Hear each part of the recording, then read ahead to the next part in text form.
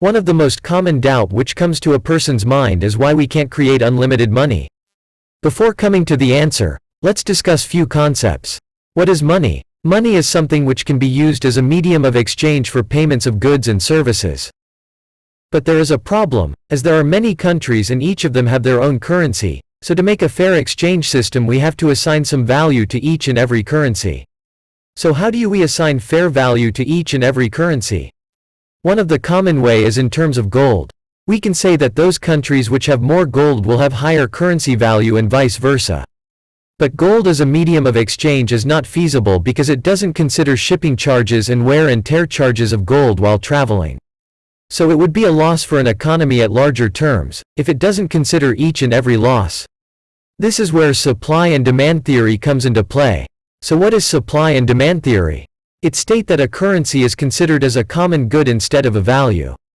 It is totally rational and fair exchange method because price is determined by the supply and demand of a particular currency. Its value appreciates when demand increases and depreciates when demand decreases. Most of the countries in the world have adopted this system as a medium of exchanging currencies so as to maintain fair trade relations. Suppose, Indian currency has market value of 70 rupees compared to $1. Now if there is increase in export from India and more trade will happen, then it is quite obvious that demand of our currency will be more. For example, you might have seen that price of some products increase when people are willing to buy it more. Same thing happens with money also. Now if any government tries to print more money, this will hinders the equilibrium of demand and supply and they will face consequences. For an instance, if onions are produced more in a particular season, people will not buy it and its price will fall down. It is known as inflation.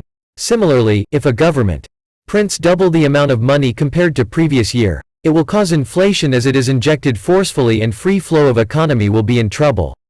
If everyone will have $100,000 in their account, there will be more expectations by them, so price of a good which was $10 earlier will increase to manifold.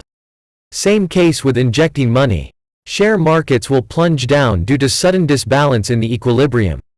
During World War II Germany did the same thing, as they were having huge debt due to war, so its gov thought of printing more money, but it created a crisis and they had to burn all those notes. So the conclusion is anything in infinite supply will lose its value quickly. And the same will happen with money. As more money will chase the same amount of goods, everything will become very expensive. Thus money will lose most of its purchasing power. If you like this content, make sure to like this video and subscribe to my channel for such informative videos.